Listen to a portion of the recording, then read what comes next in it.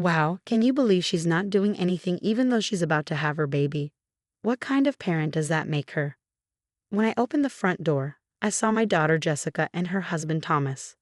Thomas looked unhappy and started complaining about the dusty floor and dirty bathroom. He seemed to think that because Jessica wasn't cleaning, it was my fault as her parent. I tried to explain that Jessica's pregnant belly made it hard for her to clean, but Thomas didn't listen. Instead, he said he was leaving Jessica because she couldn't keep the house clean. My name is Rebecca, and I'm 54 years old. I work for a big company, and it's just been me and Jessica since her dad passed away. Raising Jessica by myself was tough, but her happiness always made it worth it. Jessica is a kind and caring person with good friends, but she struggled to find a boyfriend. I hoped she'd meet someone in high school or college, but she didn't. Eventually, she started dating a guy she met through a friend, and they got engaged after a couple of years. I was happy for her, even though it meant she'd move out soon. Jessica's husband, Thomas, is older than her and really focused on his career. He often stays late at work or goes out, leaving Jessica to do all the chores. I thought they should share the chores, but I didn't want to interfere too much in their lives. Then, about 6 months after their wedding, Jessica invited me to lunch to tell me she's pregnant. Jessica always loved children, even though she didn't have any siblings herself. She used to talk about wanting a little brother or sister. But since I didn't plan to remarry, I couldn't give her that. Despite being married, Jessica still wanted kids, and she spoke to her belly with love, showing how excited she was to become a mom. Seeing her like this made me really happy. As we said goodbye after lunch, I reminded Jessica that I'm here for her if she needs anything. During Jessica's pregnancy, she kept working, so I made sure to check on her often. But when I got a big work project that meant I'd be traveling a lot, I worried about leaving her. Jessica reassured me she'd be fine, so I threw myself into my work. By the time Jessica was close to giving birth, my project was almost done, and things were calming down at work. I called Jessica to talk about plans for when the baby arrived, but Thomas answered the phone instead. He said Jessica was being useless and that he was bringing her over to my place. An hour later, the doorbell rang. Opening the door, I found Jessica looking really messy next to Thomas when I opened the door. She seemed different, not even able to muster a smile. Her eyes had dark circles under them, and her hair, nails, and skin looked dry. She didn't look like a woman in her 20s at all. Her hands were cracked and bleeding, and she seemed distant, staring off into space. How could she have changed so much in just a few months? I let them inside and had them sit down. Since Jessica couldn't speak, I asked Thomas what was going on. "Thomas, why is Jessica like this?" I demanded. He seemed surprised and didn't show any shame as he replied, "Are you blaming me? She's the one who slowed down because of her big belly. You know, housework is a woman's job, and she even faked being sick to get out of it." I couldn't believe what I was hearing. You made a pregnant Jessica do all the chores, even when she was feeling sick. Pregnancy isn't an illness, you know. She even asked me for help with the chores while I'd been working all day. Anyway, she's struggling and not able to do her chores. So please take care of her until she gives birth. That's when I realized this man had no clue about pregnancy or being a good father. I couldn't trust him to take care of my daughter. "Okay, I'll take care of her. I can't rely on you to look after her properly." When I told Thomas, he snapped back, "Well, if your daughter's a mess, it's because you didn't raise her right. She doesn't even know how to treat her husband without a father figure. I'm the one suffering here. Once the baby's born, come get it. And in the meantime, teach your daughter how to behave, Rebecca." Before he left, he told me to fix my daughter's upbringing before the baby arrived. Then he just walked away, leaving Jessica behind. I couldn't believe his nerve. I regretted letting Jessica marry him deeply. She just sat there, looking so lost.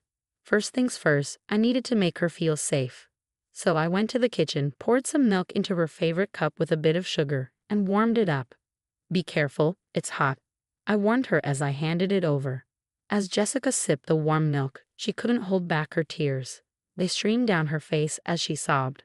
I sat beside her, comforting her with a gentle rub on her back, ready to listen to whatever she needed to say. Jessica opened up about Thomas. Despite her pregnancy, he continued going to work parties and leaving her alone when she needed him. He wouldn't lift a finger to help around the house and even demanded she do chores when she was feeling sick from being pregnant. "Hey, get up. "You've been lounging around. You haven't done the dishes or laundry," he'd say. Sometimes, he'd come home after drinking with colleagues and make her cook and clean for them. I felt my anger rising, hearing how my pregnant daughter was being treated like a servant. Jessica explained that she didn't want to risk my career, so she put up with it. She even asked doctors to explain to Thomas of the changes her body was going through, but he wouldn't listen. Her own family lived too far away to help, and she'd always put others before herself. I hugged Jessica tightly and whispered, "From now on, it's okay to put yourself first, Jessica. If you need help, don't hesitate to ask. I'm sorry I didn't realize sooner." I gently stroked her head, and she whispered back, "Mom, thank you," before breaking down into childlike sobs. In the days that followed, Jessica's emotional state seemed to worsen as her due date neared. When I came home from work, I found the house spotless. Despite my insistence that she rest, Jessica kept doing chores. She'd even try to move heavy things or fix broken light bulbs. Sometimes she'd pack her bags, scared of facing her husband's anger. I thought she might need professional help, so I reached out to our neighbor, Lisa, who used to be a therapist, and asked for a recommendation for a counseling clinic. "Lisa, hi, you have a moment? I need to talk about my daughter," I said as she welcomed me into her home. I shared Jessica's situation with her and her husband, Kevin, and they recommended a good clinic. Jessica had been feeling unwell, so she started going to the hospital. Lisa and Kevin were worried about her, so when I was at work, Lisa would check in on her. Thankfully, Jessica started to feel better and smile more like she used to. When Jessica's due date arrived, I took her to the hospital as her contractions started. I stayed by her side, rubbing her back and wiping her sweat, cheering her on. When it was time for her to go into the delivery room, I waited anxiously until I heard the baby cry. A nurse told me that both Jessica and the baby were healthy, which was a huge relief. When I went to see them, Jessica was holding our sleeping baby in her arms. Despite my anger towards Thomas, I still let him know that our baby girl was born healthy. When he entered the hospital room and saw the baby, he made hurtful comments. "Yuck. Babies look like monkeys, not cute at all. Jessica, you're not even wearing makeup and just lying in bed. You're so lazy. Put some effort into how you look. You're a woman." The nurses and doctors who heard him were furious. They surrounded Thomas, yelling at him for not being supportive. But Thomas just got more irritated and snapped back, "Shut up. My mom was working even right after giving birth. This is clearly laziness. I've never heard of a woman going back to work right after having a baby, and it's unlikely Thomas's mom did that. Something must have twisted his memory. He's never shown any interest in pregnancy or childbirth, so it's no surprise he doesn't understand." Thomas stormed out and didn't even bother showing up on Jessica's discharge day. There were no signs of him coming to pick her up. Concerned about sending Jessica back to Thomas, I offered for her to stay with me, but Jessica insisted on going home, saying it wouldn't be fair for the baby to grow up without a father. Reluctantly, I called Thomas to see if he would come get them. His response was dismissive, saying he was too busy with work and didn't want to deal with a crying baby. Then he hung up. I brought Jessica and the baby home, suggesting she stay with me until she got the hang of parenting. Thomas hadn't bothered to buy any baby supplies, so we went shopping together to make sure they had everything they needed. He hadn't even thought of a name for the baby because work was all he cared about, so Jessica and I chose one together. We named her Sarah. Our neighbors, Lisa and her husband, knew about the situation and helped out with looking after Sarah. With their support, Sarah grew up well. About 3 months after Sarah's birth, Thomas suddenly showed up unannounced to take Jessica and Sarah back. "Hey, I'm here to pick you up. Hurry up, you're always so slow," Thomas yelled from the front door. But Jessica had reached a point where she fully understood how terrible Thomas was and had decided to divorce him. She refused to be controlled by him anymore. "I'm not coming back home. I'll send you the divorce papers," she replied firmly from behind the door. Thomas couldn't believe it. "Are you kidding me? In today's world, a man with a wife and kids is more likely to succeed. What's the point of being married to you if we divorce?" "I'm never getting divorced," he yelled back.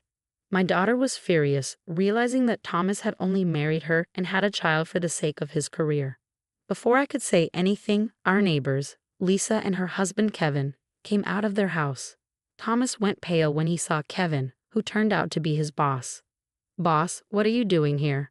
Thomas stammered as Lisa and Kevin approached. Kevin, clearly disappointed, said, "So, you're Jessica's husband. It's unbelievable that someone like you, who neglected his child for 3 months, turns out to be you. You lack empathy, and I can't trust my team with someone like you. I'll inform the CEO, and your promotion is canceled." Thomas pleaded with Kevin, but Kevin was unmoved. "You don't even want to listen. You only ever cared about your work." Thomas cried, clinging to Kevin in desperation. Kevin didn't allow Thomas to say anything more. Thomas, feeling defeated, dropped to his knees. Kevin, known as a family man both in the neighborhood and at work, couldn't stand to see Thomas treating his family so poorly. It turned out that Thomas had been pretending to be a good husband and father at work to boost his chances of promotion. Quietly, Thomas went home that day, but at the office, he started pestering his colleagues and subordinates, asking them to put in a good word for him with the boss for a promotion. When no one complied, he went straight to the CEO. "Sir, I've worked hard for this company every day. My sales numbers are consistently high. Please approve my promotion," he pleaded with the CEO. But the CEO had already heard from Kevin. "Your performance numbers might look good, but you've been using aggressive tactics to win contracts," the CEO said. "Just raising your own numbers isn't enough. A deal that tarnishes the company's image is a failure, even if it's successful. If you can't understand that, you won't move up. I have no more expectations for you." Thomas left the CEO's office looking defeated. The CEO, who occasionally appears on TV and is known for his integrity, made his decision based on more than just reports from Thomas's boss. It was a clear message to Thomas. He lost his motivation for work, started making more mistakes, and was eventually transferred to a regional department with very little work. At least he didn't lose his job entirely. After his transfer, Thomas kept coming to our house, begging for another chance and wanting to see Sarah. Both Jessica and I ignored him, but when he became too persistent, Kevin warned him that he would report him to the CEO, which could get him fired. After that, Thomas stopped bothering us. It became clear that his affection was shallow. When Kevin found out that Jessica was struggling to get her divorce approved, he referred her to a top-notch attorney. The divorce went through smoothly, and she even received compensation for emotional distress. Meanwhile, Thomas was transferred and seemed to be living a quiet, lonely life in a rural area. I heard this from Kevin. Kevin mentioned that the last time Thomas came into the office, he looked completely different. His shirt and suit were wrinkled, he had grown a beard, and he had lost a lot of weight. In the small town where Thomas moved, it's not easy to get to a dry cleaner or convenience store without a car. Maybe he's trying to save on gas or simply can't be bothered, but if he's not using these services, he'll have to take care of himself. Since Thomas never lifted a finger to help with housework and always said it was a woman's job, he probably doesn't know how to do anything for himself. He must regret treating Jessica like a servant now that he's all alone. Perhaps Thomas feels like he's lost everything since the divorce and losing custody. He even started to forget the child support payments he promised to make for Sarah. Whenever Jessica reminds him, he apparently tells her how tough his life is, almost in tears. I advised Jessica to inform her lawyer, and as soon as she requested child support through legal channels, it got paid. So far, we haven't heard anything from Thomas about wanting to see Sarah. If Sarah wants to, we'll reach out. But Jessica and I agreed that we'll pour lots of love into raising her into a fine adult even without a father around.